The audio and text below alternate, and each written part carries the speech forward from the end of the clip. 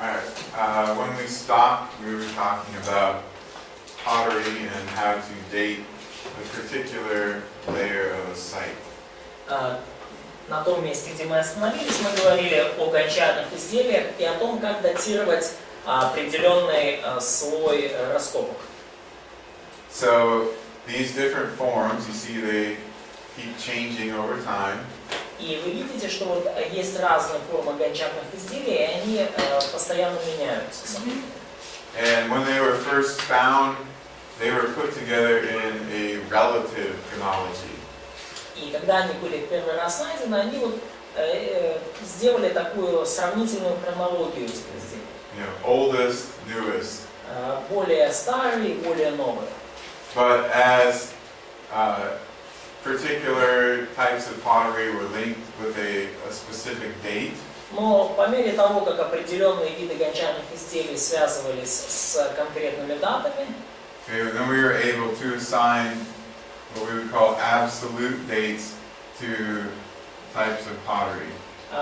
То по мере накопления этой информации мы уже можем связать, уже даже связать конкретные даты с определенным видом керамики.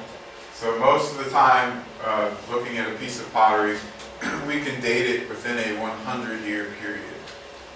И потому, обычно, даже глядя просто на кусок керамики, мы можем датировать его с точностью до сотни лет. So I can dig something up, look at it and say, well, this is from the time of Herod and Jesus. И я могу там взять кусок глины, кусок гончарного изделия и сказать, это времен Ирода и Иисуса. Or this is from the time of Joshua. Или вот этот кусок горшка или гончарного изделия это времен Иисуса Навина. Or David. Или времен Давида. And so on. И так далее. Okay, so pottery is the most common item that we use to date a site. И таким образом гончарное изделие это наиболее общепотребительное и распространенное средство для того, чтобы датировать раскопки. All the others are secondary. И все остальные, они уже вторичны.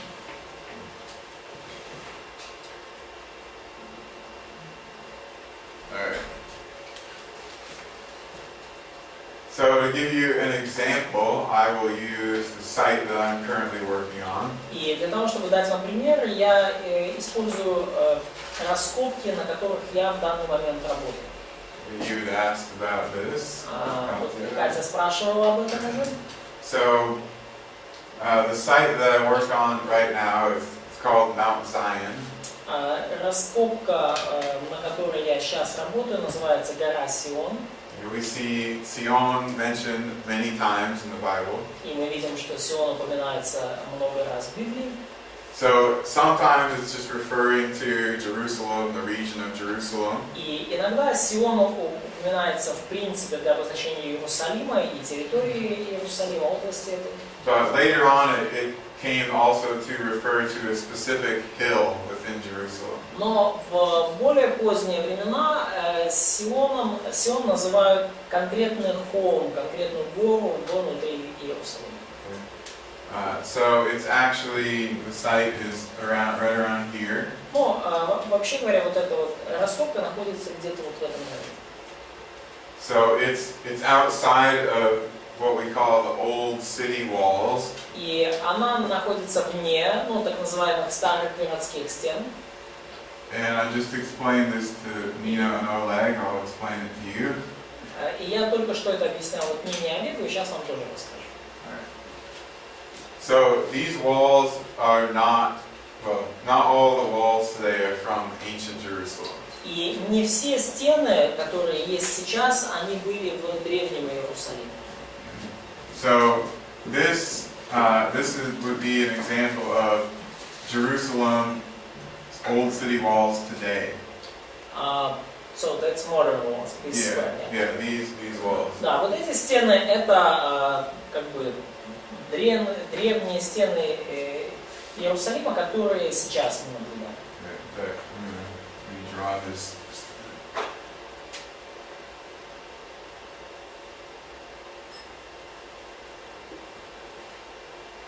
So the temple would be here. И храм, он вот Okay. был бы тогда здесь. And in the time of Jesus, И во времена Иисуса the walls were about like this. Конфигурация стен выглядела примерно вот так. То есть зеленые это более новые стены, которые сейчас есть, а во времена Иисуса это вот синий палочек. In the time of David, А во времена Давида the walls were about like this. стены вот так вот выглядели. And then Solomon included the temple. И Соломон уже присоединил еще сбоку храм. Okay? So they've changed over time. То есть стены меняются со временем. And the site Меняются. that I excavate at is located here. И место раскопки наше, оно вот расположено здесь, там где крестик. So it's inside Jerusalem from the time of Jesus. И это место, оно было внутри Иерусалима во времена Иисуса, But not from the time of David. но не во времена Давида. Во времена Давида оно было за пределами Иерусалима. However, Hezekiah, Но так или иначе, Езекия, he expanded the walls of Jerusalem during his reign. он расширил во время своего правления стены Иерусалима. It is within those walls. И вот это все еще внутри вот этих стен. Does anybody know why the walls of Jerusalem were expanded by Hezekiah? Знаете ли вы, почему Езекия расширил стены Иерусалима во время своего правления? What happened during the time he was king? Что случилось во время его правления? The war. Yeah, with who? С кем? Uh-huh. Yep. Okay, so С ассирийцами. he had to protect the new people that had moved into Jerusalem. Ему нужно было защитить новых приезжих, которые переместились в Иерусалим From the attack by Sennacherib. Из районов, атакованных Сеннахеримом. And one other reason why the city had expanded or so many more people moved in, because many came from northern Israel. И одна из причин, по которой город расширился и стены надо было достраивать, это потому что много людей из северного Northern Kingdom of из Israel. северного царства израильского, временные переселенцы оказались. You know, the Assyrians destroyed the northern kingdom. То есть ассирийцы уничтожили северное царство. Many of those people fled south to Judah. И многие эти люди переселились, пересбежали на юг, в Иудею. So the city got bigger, and then Hezekiah built new walls around it. И город вырос, и потому Езекии пришлось построить новую стену. During lunch, we were also talking about the tomb of Jesus. И во время обеда мы также говорили о гробнице Христа, Which is located about here. которая находится вот здесь, в маленьком крестике. So, during the time of Jesus, it's outside the walls. И во времена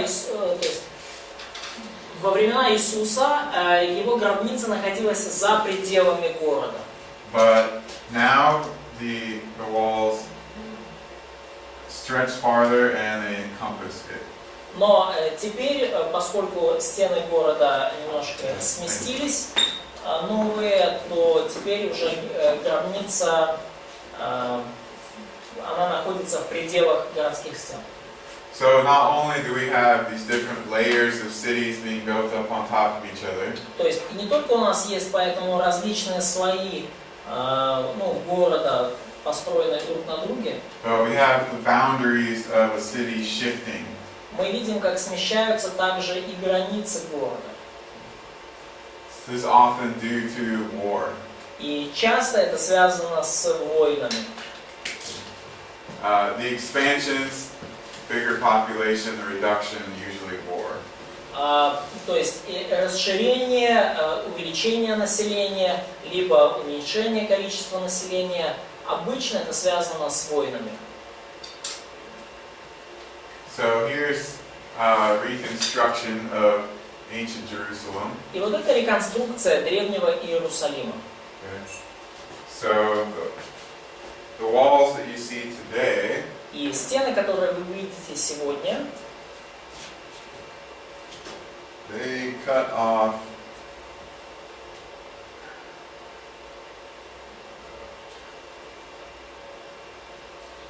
a lot of the city during the time of Jesus. то есть они как бы отрезают значительную часть города, которая существовала во времена Иисуса. So this excavation is located approximately here. И потому вот территория наших раскопок находится вот примерно здесь. This part is higher elevation than here.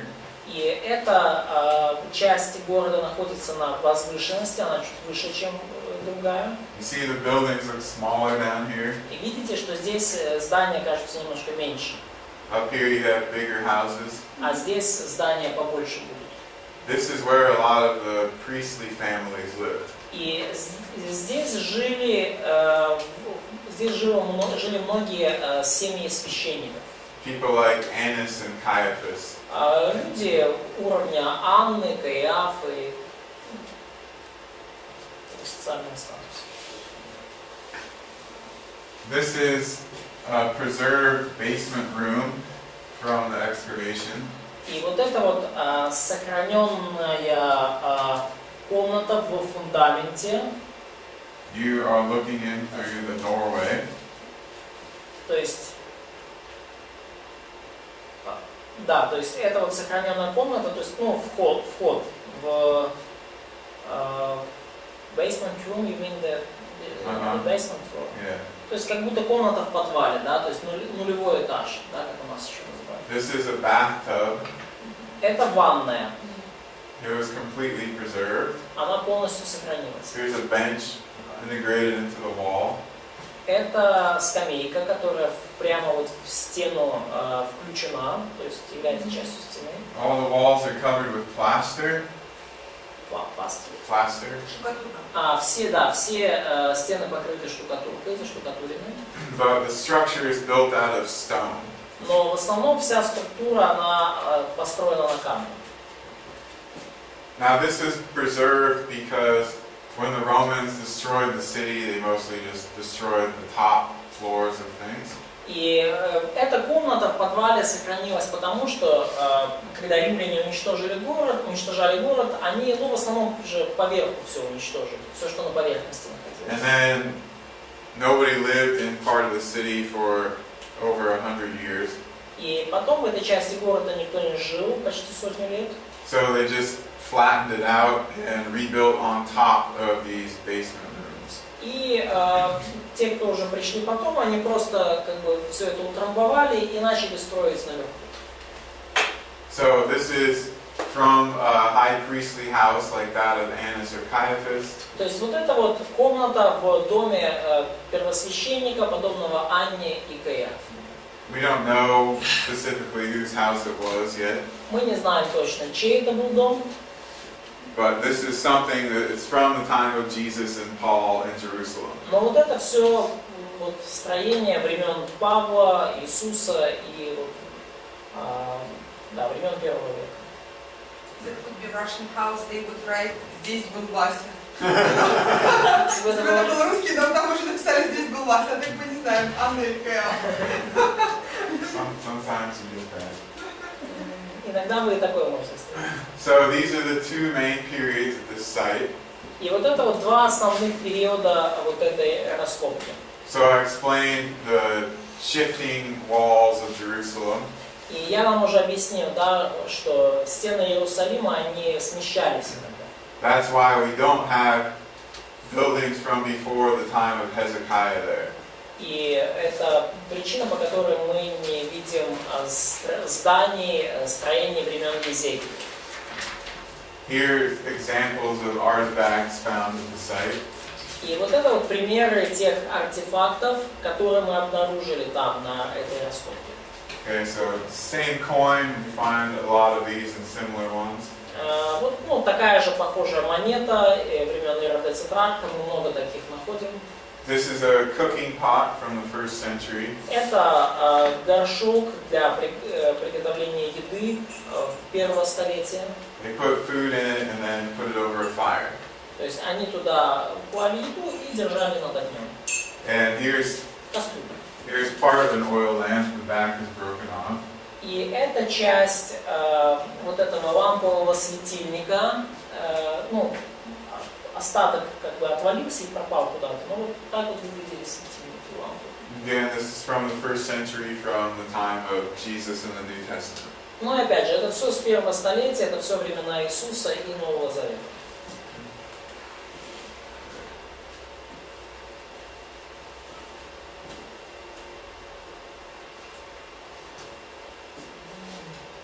Okay. So we have finds from archaeology.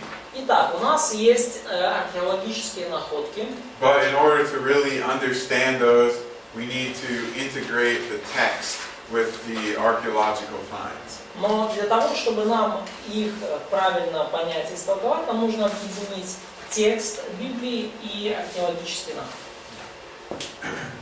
And in this case, we're using the text of the Bible, both the Old and New Testaments. И в этом случае мы используем текст из Библии, и это равный Ветхий и Новый Завет. And we're gonna do a section on textual criticism Thursday after classes. И в четверг после занятий мы сделаем небольшой раздел по текстуальной критике. But just to give you an example of some of the texts of both the Old Testament and New Testament. Но просто я вам покажу примеры некоторых текстов, которые как и ветхозаветные, и новозаветные. The oldest copies that we have of the Hebrew Bible come from about the 200s, maybe back to 300 BC. Самые древние копии еврейского Ветхого Завета у нас это 250 и 200 год до Рождества Христова. Okay, the Dead Sea Scrolls are in Hebrew, the Septuagint is Greek. Это свитки Мертвого моря и Септуагинта. And here, this is what a lot of Old Testament translations have been based on, Masoretic texts. Вот это уже материал, из который использован для многих переводов Ветхого Завета, это масоретский текст. But when these were discovered and compared with these later texts, Но когда обнаружили вот свитки Мертвого моря и Септуагинту и сравнили с масоретским текстом, we found that they were almost exactly the same to the letter. то мы обнаружили, что обнаружено было, что они практически одинаковы вплоть там, до буквенно. So what does that tell us? Why is that significant? Почему это важно? Бог контролирует, чтобы все было четко. God is in control that everything will be correct. Yeah, the preservation of Scripture. Да, сохранность Писания. Yeah, the copying tradition of the Bible is very precise. И вот традиция копирования и переписи Библии, она очень такая точная, то есть очень точная и четкая. So, over 1,200 years in between this, То есть в течение вот 1200 лет между двумя этими копиями, basically exactly the same text, то есть мы обнаруживаем, что даже через 1200 лет текст практически тот же самый. so what can we assume if we go from 300 BC back to 1440 BC when Moses wrote the Torah? И что мы можем предположить, если мы идем уже от 300 года до Рождества Христова к 1440 до Рождества Христова, когда Моисей, предположительно, написал Тору.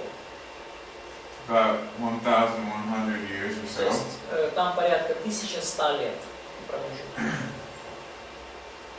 But what we have here then should be the same as what Moses wrote 1,100 years prior. Мы можем предположить, что то, что у нас, те рукописи, которые есть у нас, датированы 300 годом, они практически соответствуют тому, что Моисей написал 1100 лет до этого.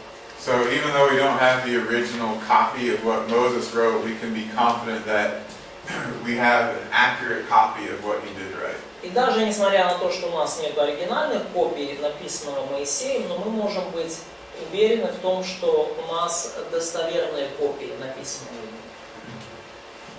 I had mentioned earlier that in the 19th century there was a movement to criticize the historical accuracy of the Bible. И я уже упоминал, что в 19 веке было целое движение, когда они пытались критиковать историческую достоверность Библии. Now at that time we mostly only had the Masoretic text, И в то время у нас в основном был лишь масоретский текст. maybe a few fragments of this and some of these. Может быть, несколько фрагментов Септуагинты, несколько этих фрагментов. So they were saying, well, we have no idea if the Bible was written when it was said to have been written.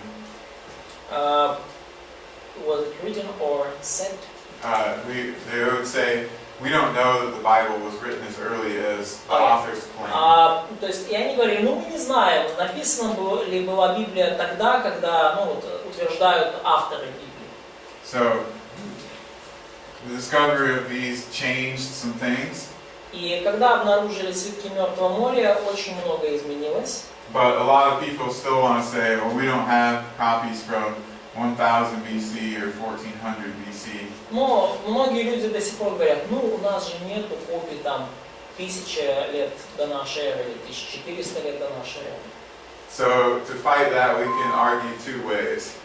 И для того, чтобы, скажем так, ответить на этот аргумент, есть два способа.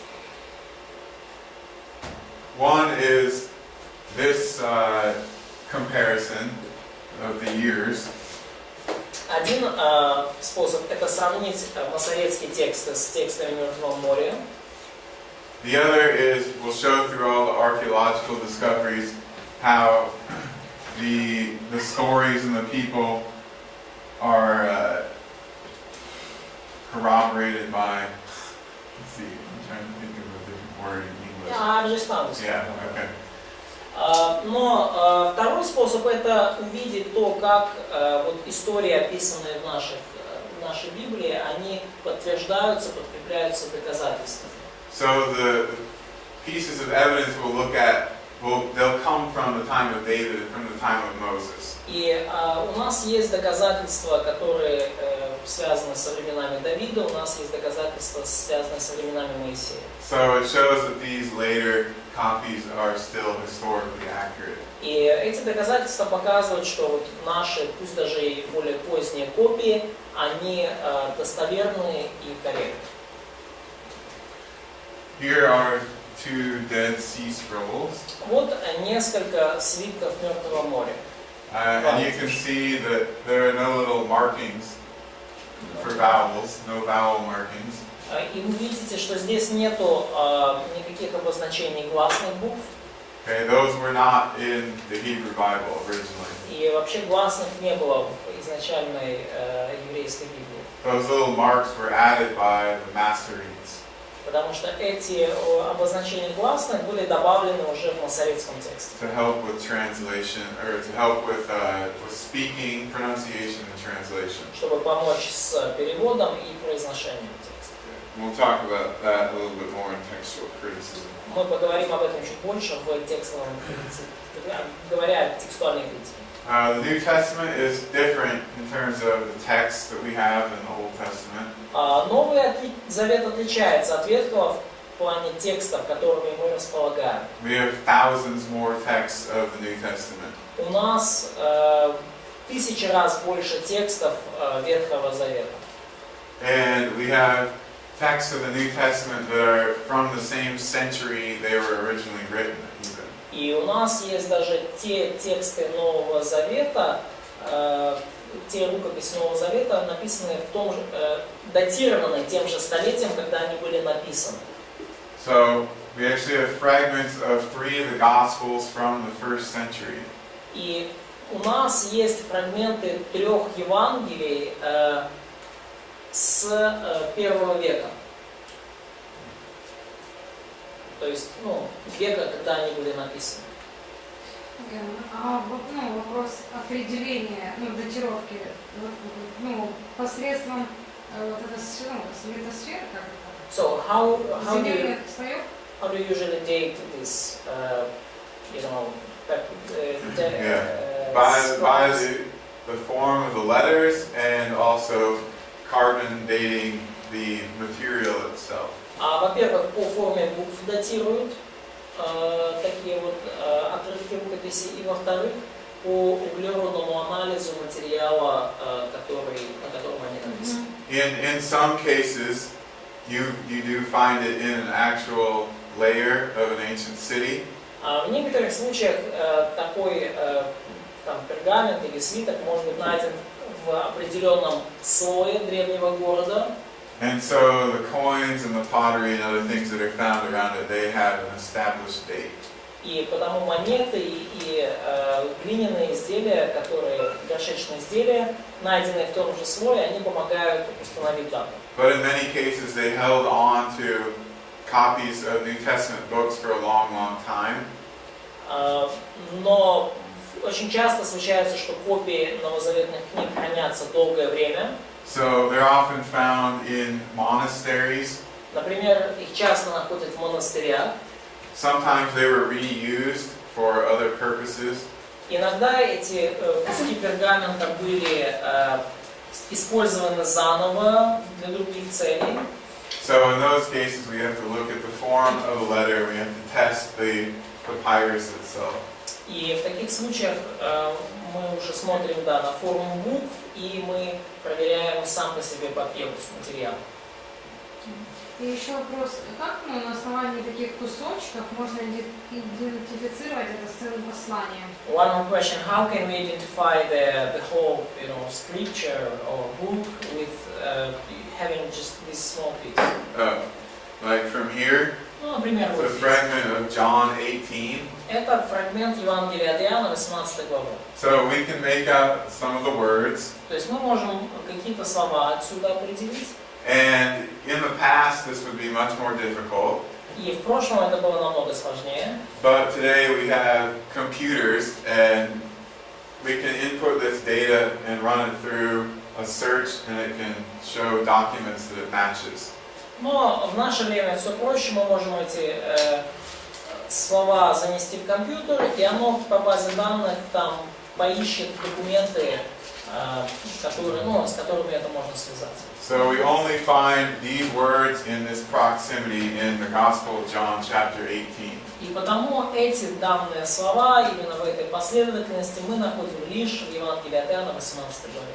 Now, if we only had a few letters, we couldn't do anything with that. Но если бы у нас было лишь несколько букв, конечно, мы бы так не смогли сделать. We have about 17 words on that side of the fragment, 17. У нас около 17 слов на этом фрагменте. and approximately the same on the other side from later in the chapter. И the same words are related. No. We have on the other side of this fragment. Да, и примерно столько же слов на другой стороне вот этого папируса.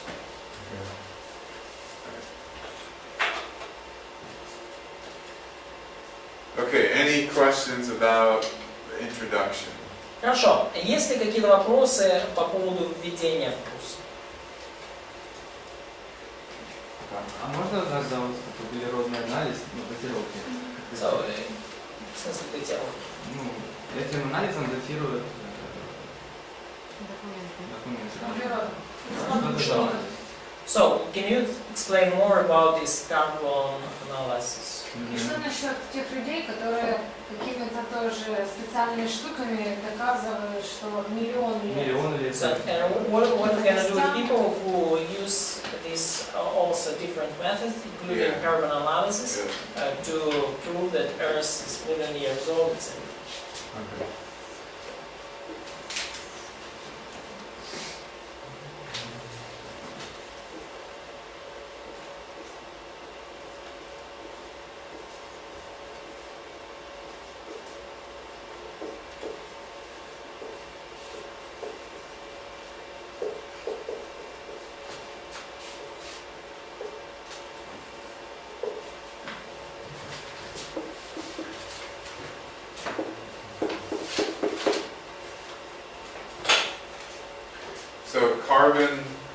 dating uses the decay, the radioactive decay of a carbon atom. Радиоуглеродный анализ использует период полураспада вот этого углеродного атома. Usually uses C14, Обычно используется углерод carbon 14. 14, okay? Now, in a laboratory, they can measure an approximate decay rate. И в лаборатории они могут измерить примерную период полураспада. Okay? So it's decaying over time. То есть вот этот атом, он со временем распадается, отщепляются от него электроны. So they have a theoretical constant decay. То есть у вас есть теоретическая вот эта константа, постоянная период полураспада. But when we find particular artifacts from different periods, Но когда мы обнаруживаем конкретные артефакты разных периодов, and these have been measured in the laboratory, и их измеряют в лаборатории, we find that it's not constant like this. то мы обнаруживаем, что это не константа, подобная вот нарисованной. Okay, it bounces around like that. Она вот колеблется где-то вот так, волнообразно. And this is due to a lot of factors. И это связано со многими факторами. Environment, Состояние окружающей среды, exposure to the sun, to radiation, то облучение Земли солнечной радиацией. was it found in a tomb or was it just lying outside? Была ли находка обнаружена в гробнице или она лежала на поверхности. The radioactive levels of the earth have fluctuated over time. Также меняется радиоактивный фон Земли со временем. So these have to be calibrated by known historical dates. И потому такого рода данные анализы должны подтверждаться другими известными историческими датами. Now, we only have known historical dates until about 3200 BC. И у нас есть более-менее подтвержденные исторические даты до 3100 года до нашей эры. And the farther back you go, the more unsure they become anyway. И так или иначе, чем древнее мы заходим, тем меньше у нас уверенности. So when we're looking at Old Testament times, carbon dating is actually not that useful. И потому, когда мы, допустим, говорим о временах Ветхого Завета, то радиоуглеродный анализ, он не слишком-то и полезен. Usually we can be much more precise by looking at pottery. И мы намного большей точности можем достигнуть, глядя на глиняные вот эти горшечные изделия. So archaeologists who work in the Middle East, they don't use carbon dating very much. И потому археологи, работающие на Ближнем Востоке, они не так уж часто используют радиоуглеродный анализ. If they're working in historical periods. Если они работают с историческими периодами и с датировкой. So mostly it's used where they have no idea how to date anything by another method. И обычно это используется только тогда, когда они вообще не знают, как это датировать каким-то другим методом. Тогда как палочка-выручалочка. So if they find some random burial of a person with stone tools, they have no way to date it other than using radiometric methods. Stone tools. Да, то есть когда они обнаруживают какие-то там каменные инструменты, но у них нету никакого другого иногда способа просто датировать. Okay. So there's also nothing to calibrate the decay rate against in those situations. In what? In this sort of stone age Да, type of когда idea. речь идет вот и вообще о каменном веке, то вот у них нет другого способа и нет при этом способа как-то калибровать, да, нету точки отсчета для вот такого анализа. Okay, so they're really just guessing. То есть на самом деле они просто предполагают. There's nothing that we can actually use to calibrate it against. There's nothing that we can really use to show for sure that it happened at a certain time. Нет никакой даты, нет ничего, согласно чему мы могли бы калибровать такого рода измерения, и нет ничего, что мы бы сказали, что вот это точно произошло вот в этот период. And then the millions of years idea, it comes from geology. И вот идея о миллионах лет, она на самом деле произошла из геологии. They look at these different layers of rocks. Они смотрели на вот эти различные слои в скалах. And they say, this was formed 20 million years ago. Слои камней. И вот они говорят, вот это было где-то 20 миллионов. Because over here we have the same type of rock and it was formed 20 million years ago. Потому что Somewhere else we have the same type of rock and it was formed 20 million years ago. да, то есть потому что где-то еще мы видели такого же рода скалы, и вот, ну, и о них было решено, что им вот 20 миллионов лет. So it's usually a circular argument. То есть обычно это вот такой циклический аргумент. If there is a time scale connected to it, То есть если бы была какая-то временная шкала с этим связана, then it's based off of things like how long would it take under normal conditions for a jagged cliff face to become smooth. То есть она обычно основывается на том, что как долго нужно, допустим, скале или ну вот такой неровному камню обычному для того, чтобы ну распасться и стать ну землей, да. So you look at a jagged rock, То есть вот у вас есть такая распавшаяся скала. and you take pictures of it every 10 years. И вы каждые 10 лет, ну такая зубчатая скала, и вы каждые 10 лет делаете ее снимки. Okay, this is just an example, Это but просто пример. okay, say that in 100 years it becomes smooth like that. И вот за 100 лет она вот стала чуть более гладкой, вот настолько. То есть зубчатая стала гладкой. And this is just a normal everyday weather. И это все происходит, ну, в силу такой обычной в обычных каждодневных погодных условиях. So they extrapolate out from that.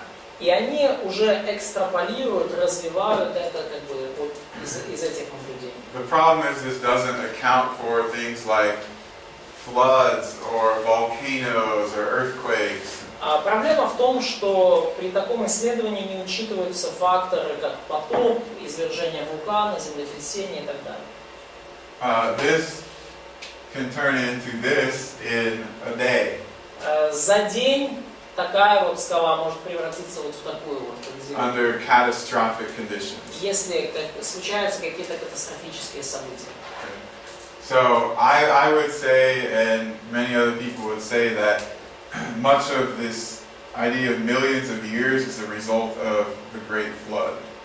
И я бы сказал, и ну, многие люди со мной согласятся, что вот эта идея миллионов лет, она произошла именно из-за великого потопа. And we have examples within modern history that we can use to demonstrate this. И у нас есть определенные примеры в современной нам истории, на которых мы можем это показать. About 30-something years ago, there was a volcano in the state of Washington in the United States. Лет 30 назад было извержение вулкана в штате Вашингтон в Соединенных Штатах. Called Mount St. Helens. Да, гора Святой Елены. And this volcano erupted. И вот этот вулкан на горе Святой Елены, он извергся, было извержение. So there was a mountain kind of like this. Вот была гора, вот примерно такой формы. And then it erupted. И произошло извержение. And it became a mountain like this. И вот гора такой стала. So there you have a very drastic change, first of all. То есть, во-первых, здесь вы видите такой очень резкую и радикальную перемену. But around the area, it had drastic effects. Но вот вообще по всей территории вокруг оно также имело очень такие радикальные эффекты. Within weeks, a new river system was formed. В течение недели сформировалась новая система рек. And within years, a whole new forest had grown up around it. И в течение года вокруг вот этой всей нового ландшафта вырос новый лес. Now, in normal geologic time, this would have taken millions of years. Но в обычных геологических условиях подобное потребовало бы миллионов лет. But things happen in days or years. Но все случилось за дни, ну, может быть, годы. Okay. So that's basically the difference. И вот, в общем-то, здесь и вся разница. Окей, но они говорят, что они какой-то жидкостью берут кость, наливают на нее, и как-то доследживают и доказывают, что вот это препарат доказывает, что этим костям до миллиона лет. То есть они кость мешают в жидкость, да? Ну, типа да. So they say they had some liquid and they put the bone of the man or dinosaur there, so and they just by this they can prove and date something. Okay, there's a method of dating called potassium argon that they use on bones. И вот это метод датировки, который The называется... elements, potassium and argon. It's probably about the same. This element, that element. Okay? Кальциево-аргонный анализ. Not calcium, potassium. Калина, да. Okay, so it's the same idea as the carbon dating. То есть идея та же, что и углеродный анализ. It's the decay, the radioactive decay in the atoms. Это радиоактивный распад, который происходит в костях и в камне. So they're guessing, they don't have anything to actually compare it to. И опять же, они предполагают, у них нет ничего, никакой точки отсчета, с которой можно это, к которой можно это привязать. То есть получается, все, что мы учили в школе, эти периоды, мезозой, там, гидратация, все уже перешло. So you mean that all this stuff we have been taught in school about the Mesozoic, Kinozoic, etc., just guessing? Uh-huh. Ну это все просто предположение.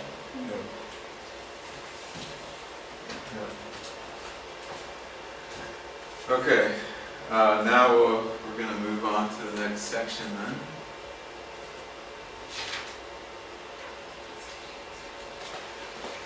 Так, и мы сейчас уже переходим к следующему разделу.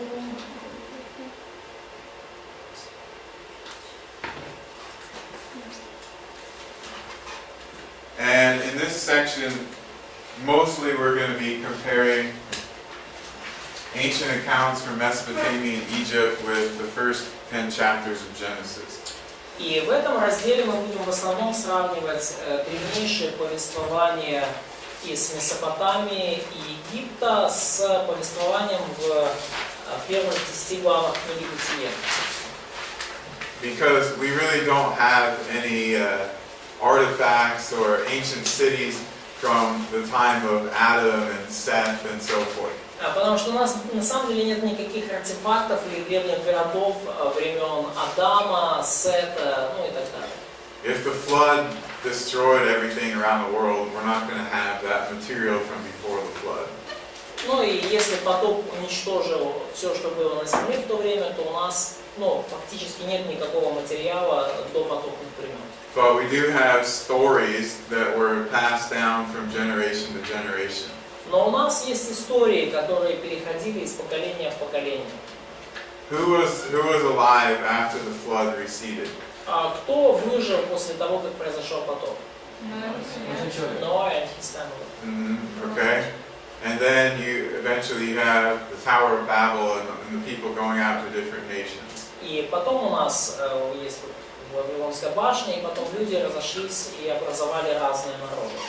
So keep those two things in mind as we start going over this material.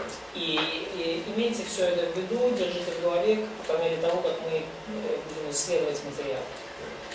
Now, in the 19th century, I talked about this movement that started criticizing the historical accuracy of the Bible. И я уже говорил, что вот в 19 веке было такое движение, которое критиковало историческую достоверность Библии. And they didn't have the Dead Sea Scrolls, for example. They didn't have many ancient texts of the New Testament even. И у них не было ни свитков Мертвого моря, ни достаточно древних текстов Нового Завета. And in fact, the science or the discipline of archaeology had barely even started at that time. И наука, и такая вообще дисциплина, как археология, в то время только-только зарождалась. So this theory or this hypothesis was just based off of ideas that someone had come up with. И вообще все эти теории и гипотезы основывались лишь на гипотезах, которые кому-то пришли в голову. But something important or interesting was found during that period. Но в течение этого периода было найдено кое-что очень интересное. There were some copies, some clay tablets. И были уже на то время известны некоторые копии клинописных глиняных табличек. From the library of an Assyrian king named Ashurbanipal. Из библиотеки ассирийского царя по имени Ashurbanipal. It's okay, you don't have to remember his name. Ашурбанипал. Ну, He lived in the 7th century BC. и он жил в 7 веке до нашей эры. So this is just after the time of Hezekiah. И это практически сразу после времен Езекии. So it's pretty old, but it's not as far back as the time of Moses. Это достаточно древнее, но то есть достаточно древнее, но не такой древний, как времена Моисея. But he had a library. Но вот у этого царя была библиотека. And in this library they found some stories about creation and the flood. И вот в этой библиотеке они нашли разные истории о сотворении и о потопе. And so these critics said, oh look, I guess the Hebrews must have just copied these Assyrian and Babylonian stories. И критики сказали, вот, посмотрите, наверное, евреи просто скопировали, взяли себе вот эти ассирийские и вавилонские истории. And then they just inserted Yahweh as their God into that story. И просто подставили там, где было надо, имя еврейского бога Яхве в эти истории. So they developed the idea that, well, I guess the Israelites, they went into exile in Babylon. That's where they learned about these stories and then they copied them. И вот у них была такая идея, значит, израильтяне были переселены в Вавилон, и вот там, вот, где они узнали эти истории, скопировали их, вот и так появились их вот книги. And this is actually still a very common view today.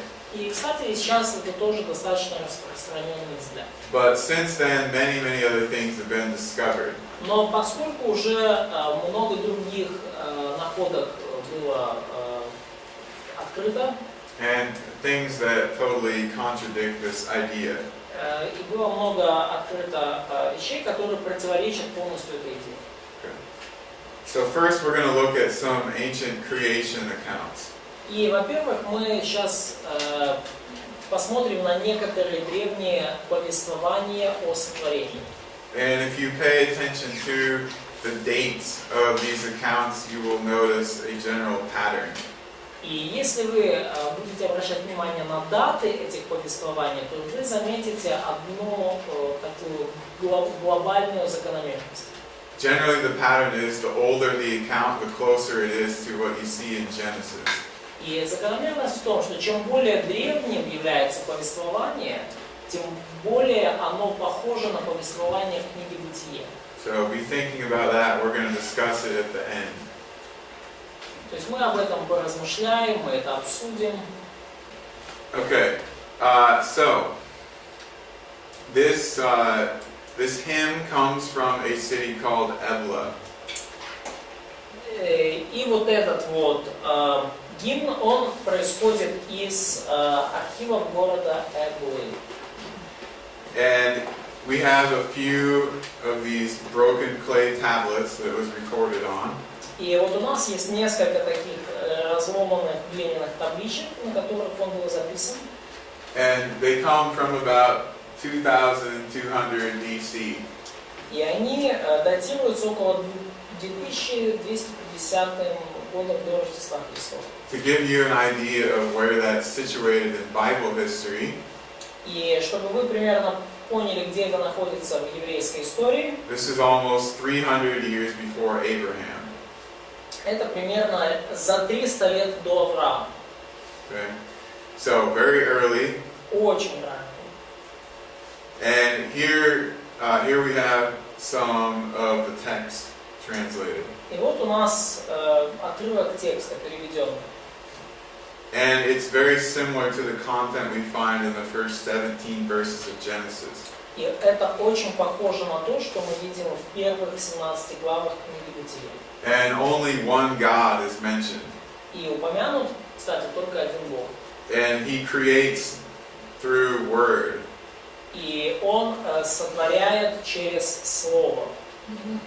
Alright, so the hymn from Ebla, about 2200 BC, pretty similar to the first few verses of Genesis. И вот этот гимн из Эблы, вот 2250 годы нашей эры, очень похож на первые 17 стихов книги Бытия. Now there was probably more content, but we haven't either recovered or translated all the tablets from this city.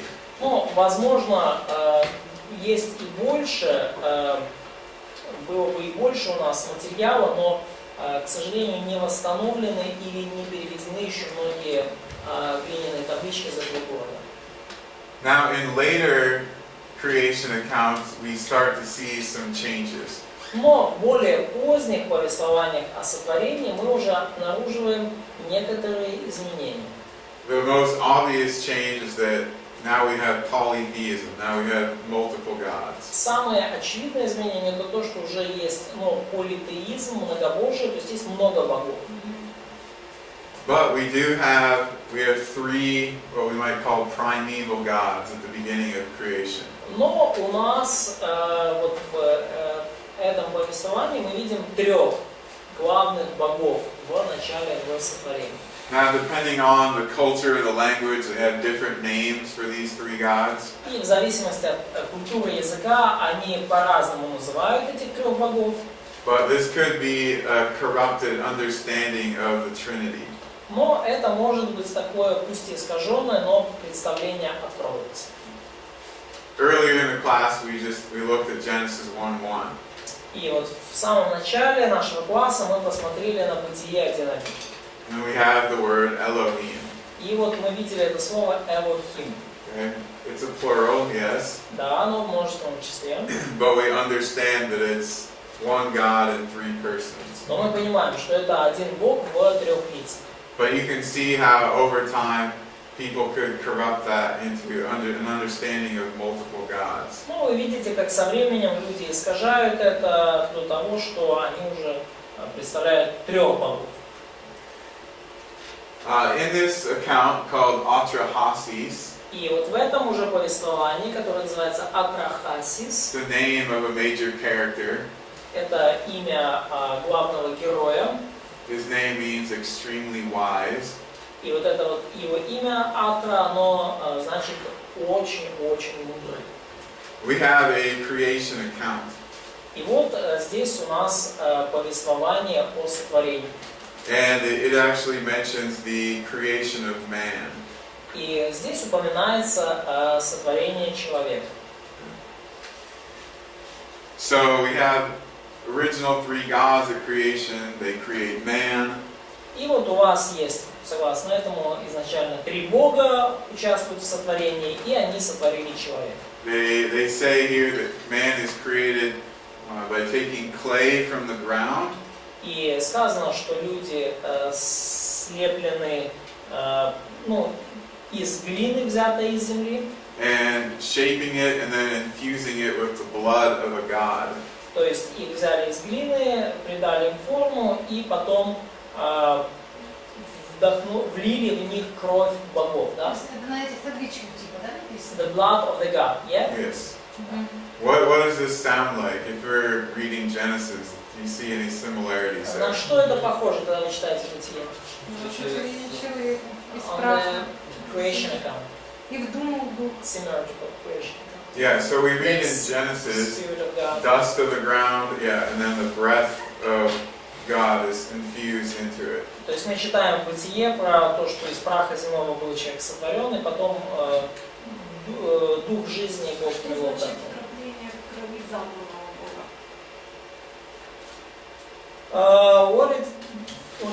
What do you mean by the blood of God who was Slain, slain, killed. killed? Yeah.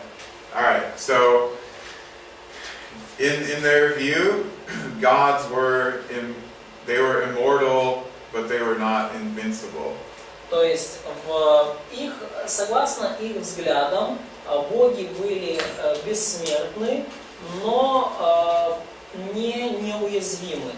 They would live forever, but they could actually be killed by other gods. То есть они жили вечно, но в принципе могли быть убиты другими богами. So they actually killed what they would call a lesser god, and then used this life force or this blood of a god to create man. То есть идея была у них в том, что они, то есть вроде как кого-то из младших богов там в этой схватке Чтобы сделать человека. того убили, и его так, жизнь, его кровь использовали для того, чтобы оживить вот эту глиняную статуэтку человека.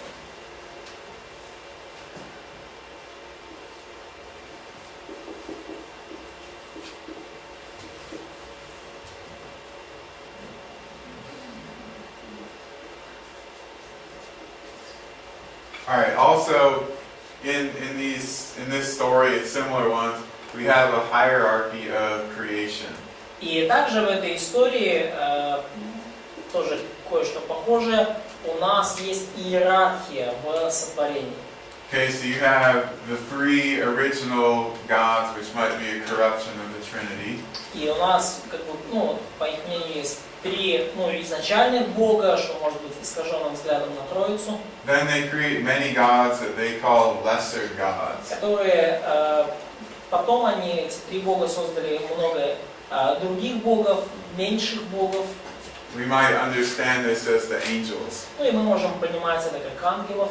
And then they create man, or Adam, at the end of Ну и в this. конце они сотворили также человека или Адама. То есть мы понимаем, как это. Okay, so again, we see some more general similarities in this. То есть мы видим здесь какие-то общие сходства.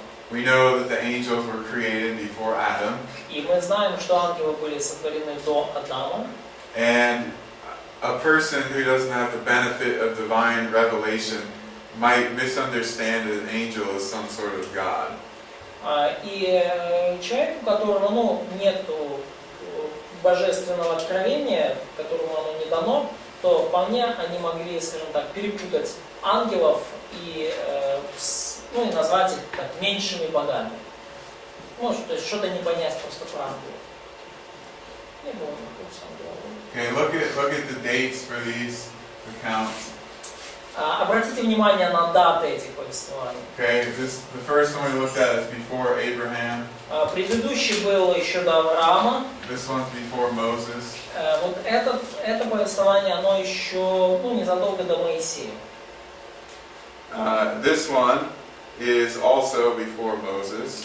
Вот следующее, оно тоже до Моисея. This is another creation account.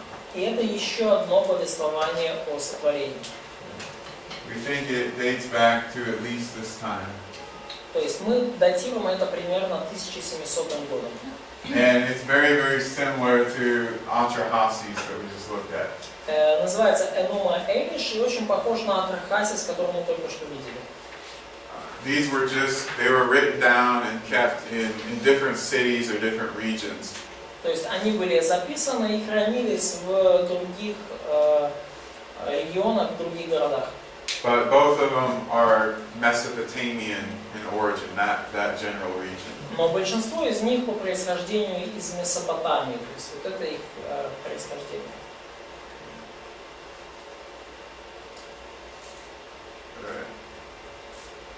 Here are some specific comparisons you can look at in terms of Genesis.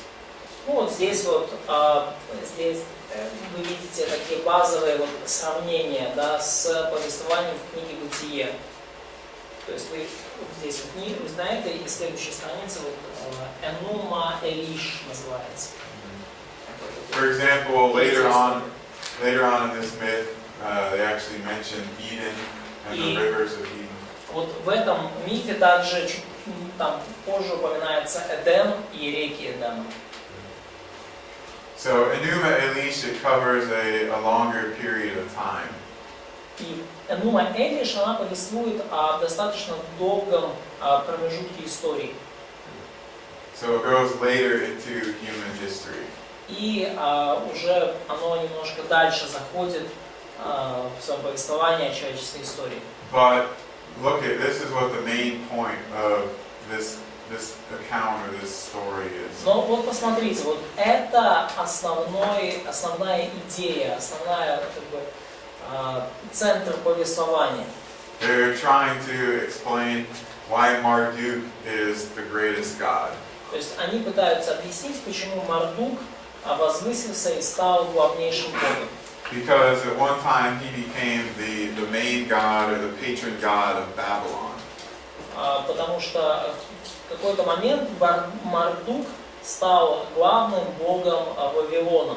So they adopted a creation story and they modified it to make their god look like he was the best. И они позаимствовали вот эту историю и ее, скажем так, немножечко модифицировали, чтобы их бог Мардук стал самым лучшим и самым крутым. Типа Бог Отец? Is it kind of parallel with God the Father? No, Нет. no. It's just they're adopting. Well, they're infusing their pagan theology into the basic story of creation. То есть они вот в эту базовую историю сотворения, они еще, так сказать, вдохнули немножко и свое языческое богословие. Вот, то есть они как бы своего бога подставили в эту историю так, чтобы он там выглядел самым. All right, let's take a 10-minute break. Давайте сделаем 10-минутный перерыв, прошу.